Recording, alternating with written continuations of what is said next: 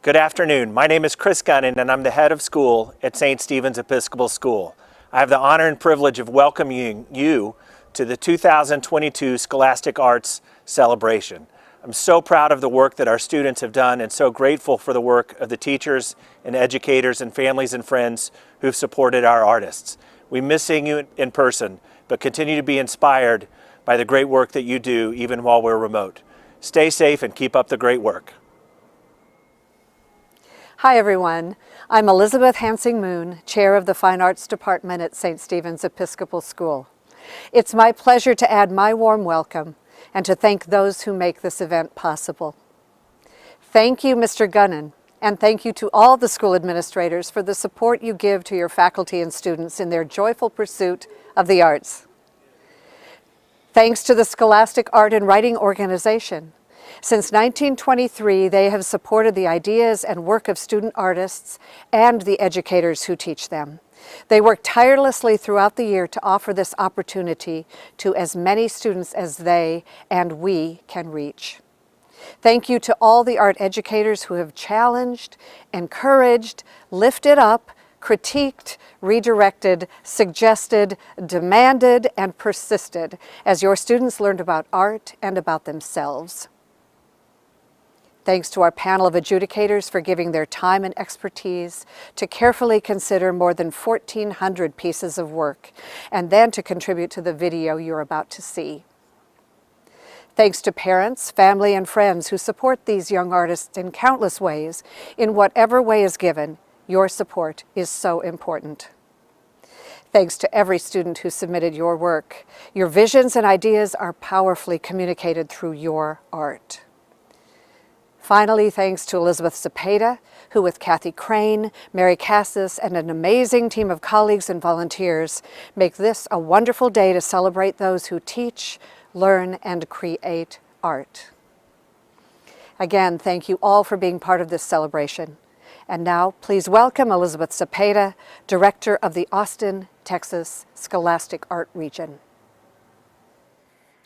In a world that is constantly evolving, artists are the visionaries still creating, giving a visual voice to important events and topics of personal concern that engage viewers and sometimes challenge others to see from a perspective that is not theirs.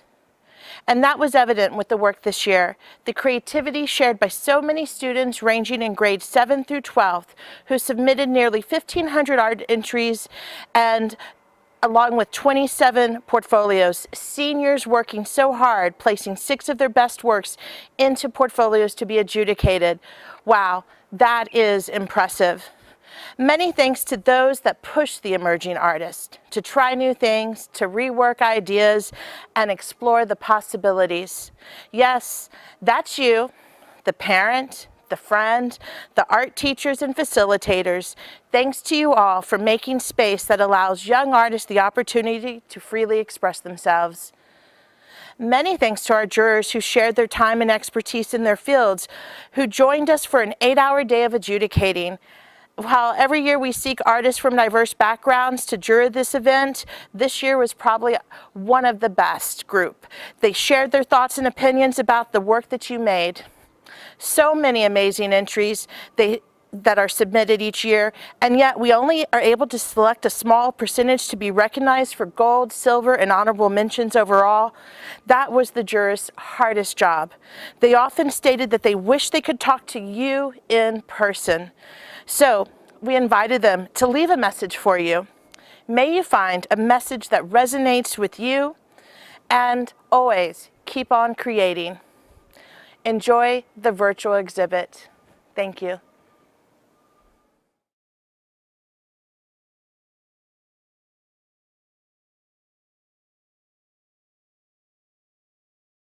Hi, my name is Arya Bronel. I'm a painter living in Austin, Texas, and an artist member and the social media director for ContraCommon, which is a nonprofit arts organization in Bee Cave. I didn't know what to expect adjudicating this competition and was frankly blown away.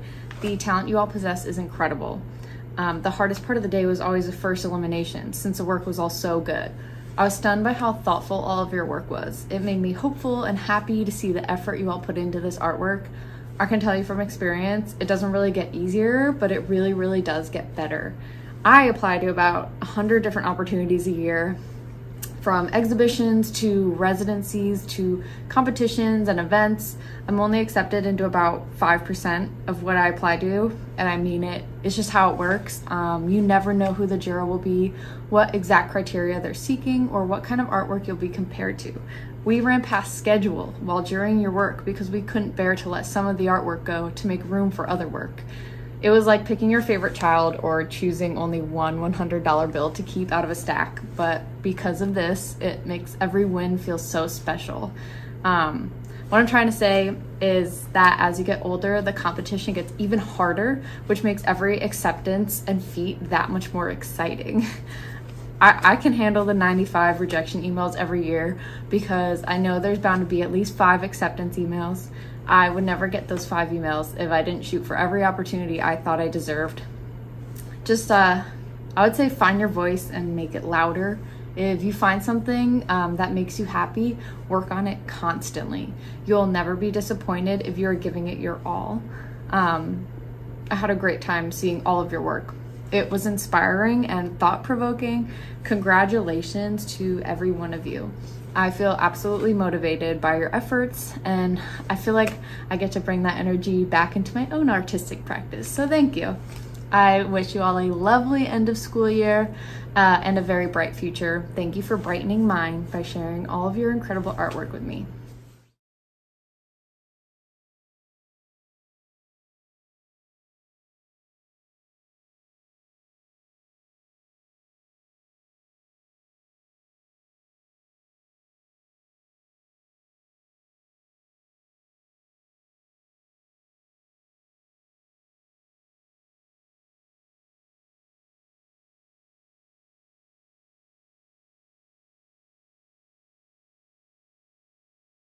Hi, I'm Yael Star. I'm a Boston area painter, a mother of 3 teens, and I taught high school and middle school art for 17 years. Congratulations on your Scholastic Art Awards. It was an honor to be invited to adjudicate the competition. The work that we selected showed a clear vision and purpose. It showed skill, creativity, and meaningful ideas.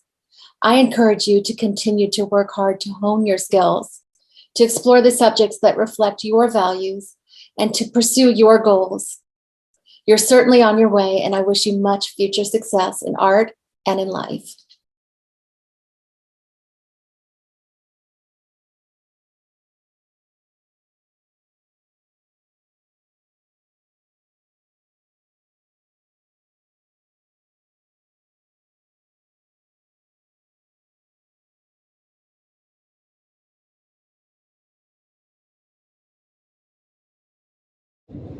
Hi, I'm Julie Ahmad. I'm a visual artist here in Austin, Texas. I was asked to be an adjudicator for the Scholastic Art Awards for 2022. I have to say this was the very first time I've ever participated in an event like this or a program like this. I'm a self-taught artist. I've been doing this full-time for 8 years now, and it was just such a wonderful experience, honestly, to connect with such like-minded individuals who have such a passion for art. So clearly, speaking with the other adjudicators was such a great experience and so fulfilling and nurturing for myself and my own practice. But then seeing the art that was being produced by such young people, this is high school and middle school, and I was just blown away by the creativity, the depth that was happening, and the skill level. Everything was just gorgeous. There's so much heart, so much thought put into everything. And that was just really beautiful to get to experience and then go on to honor the artists out there that touched me, and I felt deserved the honor. So I am so grateful for the opportunity to have been able to do that. I do have a little tiny piece of advice. It's just the mom in me, to every artist out there. don't give up, keep going, keep practicing. But the biggest piece of advice is take some marketing classes and take some business classes. This is so crucial to continuing your journey. Selling your work is important. So, that helps you buy the next canvas and the next set of paint. So that is my advice to you. Clearly, the art is there. The creativity, the beauty is there. So we're good in that spot. So make sure you're getting your well-rounded approach to a sustainable career. So I am so grateful. Thank you so much for allowing me to be a part of this process. And you kids are amazing. Mwah. Bye-bye.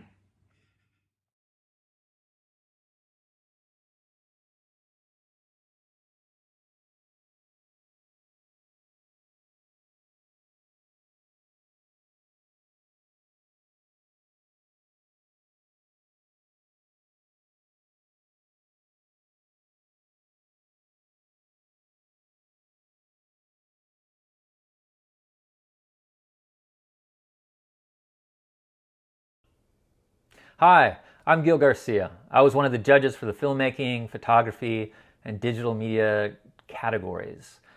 I myself am a video content producer by trade, also a director, camera operator, you name it. If it's television, film, video, I'm in it. In fact, are you looking for a new textbook for your classroom? Well, might I suggest Television Production and Broadcast Journalism, written by yours truly and my friend Phil Harris. I thank you, and my kids' college fund thanks you. Great, now that that's out of the way, let me just say how impressed I was with the content that I saw. I'm telling you, I wouldn't want to put my college reel against what I saw. You guys are doing amazing work, and you're like in junior high, high school.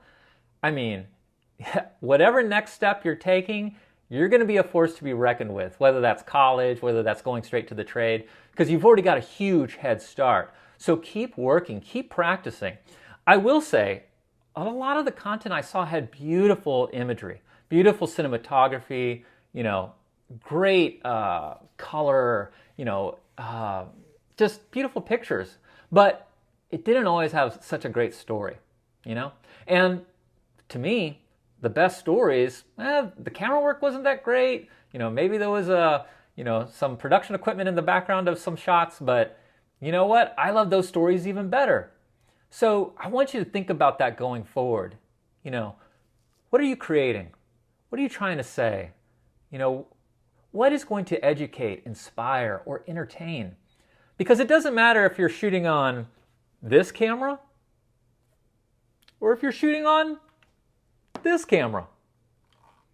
I mean, if the content isn't there, why should we care? Why should I watch? So take that as a piece of advice going forward, and take this advice too. Practice, practice, practice. Get in there. Get your hands dirty. Mess up. Fail. A lot of teachers will tell you that. You don't learn, by winning out every time. You learn through your failures. So fail fast. Kudos to you for starting something and finishing something.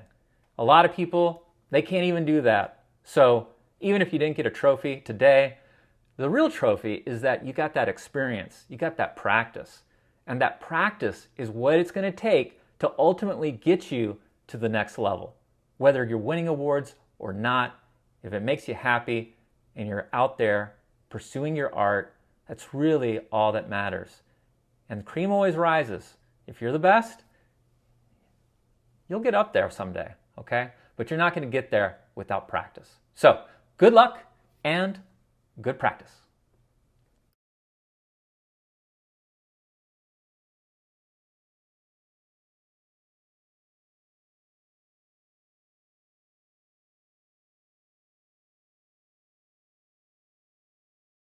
Hi, my name is Caroline Walker, and I'm a multidisciplinary artist here in Austin. I want to say congratulations to all the winners, and I'd also like to say congratulations to everybody, because I really enjoyed looking at what you created, and it was a super tough decision. I wish I could have given an award to everybody, but the truth is that art is subjective, And there's an audience for every type of art. So if you didn't get recognized by this panel of adjudicators, that doesn't mean you won't get recognized by the next one. So my advice to everybody is keep creating and keep putting your message out there. It really makes a difference.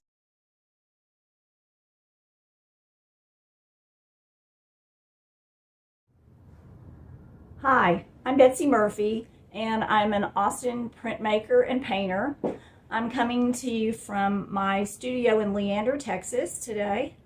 And I have been working as an art educator with students in kindergarten through 12th grade for over 30 years. After I retired from that, I started working for the University of Texas, where I was an assistant professor of instruction and worked with pre-service art teachers at UT. I'm also the advocacy chair for the Texas Art Education Association. I'd like to congratulate you on your achievements in the Austin area Scholastic Art Competition. Scholastic is one of the oldest and most prestigious art events in the United States, and it was a privilege to be asked to be one of the panel of jurors for the senior portfolios. Each and every portfolio was an inspiring and moving glimpse into the last 12 months of your artistic growth, and what a challenging 12 months it was. I would like to commend you all on showing up and doing the work. I'd like to commend you on developing work using both traditional art materials and techniques, as well as working to employ new techniques in innovative and original ways. And I'd also like to commend you on showing up and doing the work. I'd like to commend you all for outstanding attention to detail and craftsmanship. And I'd like to commend you for showing up and doing the work. I'd like to leave you with a quote from the 19th century scientist Louis Pasteur. "Fortune favors a prepared mind," meaning the more prepared you are, the more likely you will be to make the most of the opportunities that just happen to come your way. Just show up and do the work. Congratulations.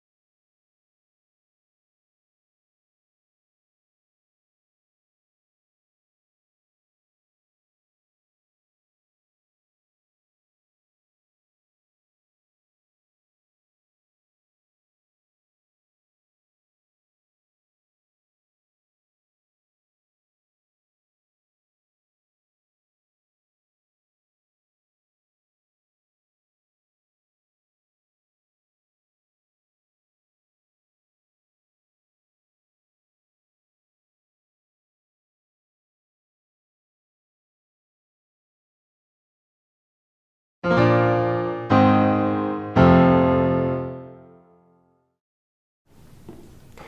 really didn't expect to have this idea. It just kind of came to me. I mean, I had always wanted to be a Girl Scout and sell their cookies when I was a child, but I never really got to, which definitely dampened my childhood. But I say, when you have an opportunity, just go for it. What is it exactly that you do? Oh, yeah. I buy large quantities of Girl Scout cookies from Girl Scouts, and then I sell them to the people here at my own price. I have a few people helping me with like logistics and stuff, but the whole thing is basically run by me.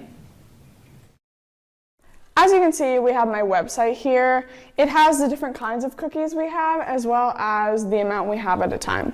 It says here you have a max of 11 of one kind.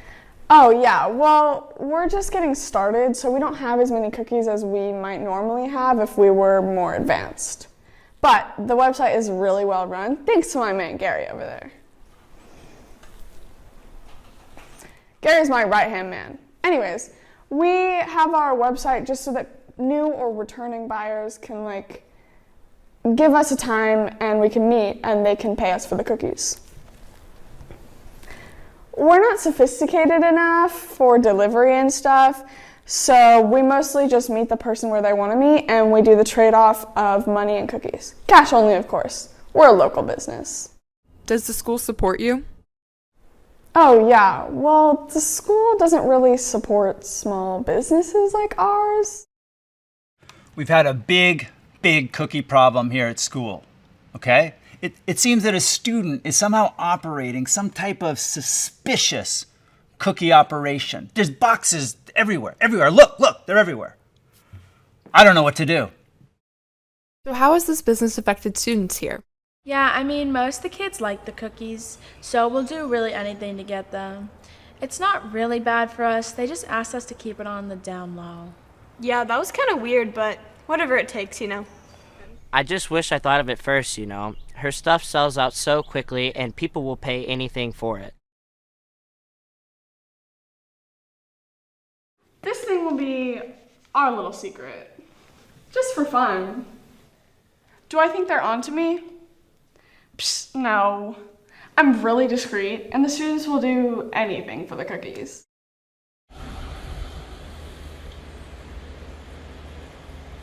Yes, I have my suspicions. Yeah. It was Anna who asked me to come work for her after she saw me in coding class. I designed the whole website. Do I think she's a good boss? Yeah, I definitely think she's a good boss, but I also think I should get more of the credit. I was born a Pisces, but deep down I think I'm an Aries because we're We have a obviously... problem. Somebody told the teacher our secret's out. Wait, what? Who? I don't know. Listen, I don't know who your sources are, but they're wrong. Well, I wanted to ask you about that because I know you and Gary are close. Huh? Gary? Gary. Yes, after some careful watching, I have a very strong feeling that Gary is our prime suspect. Oh, Gary! Yeah, I just didn't know how to tell you because we've been friends for so long, you know? What's a girl gonna do? Thank you, Anna. I know that took a lot. I appreciate it. Honesty, integrity, that's what we teach here at St. Albans.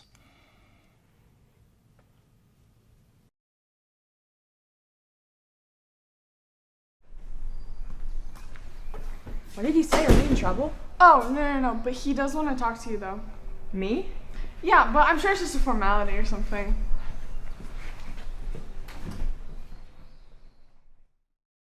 Look at these. Oh, I can't tell you how many complaints I'm getting about this. You're charging people $15 for a box of cookies? It's ridiculous. Do I feel bad? A little bit, but you know what I always say. You gotta make opportunities for yourself.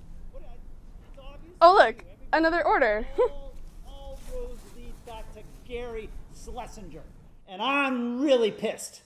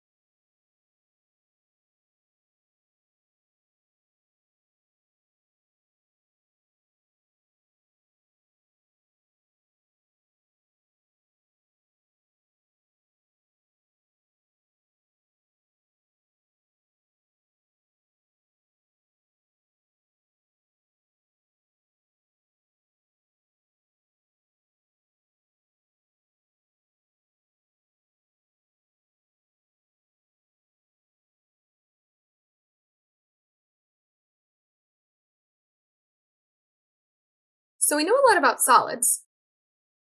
And liquids. It's easy to see the ways that they behave because they're visible to the eye. But what about gases? We can't always see them, so how can we understand the ways that they behave?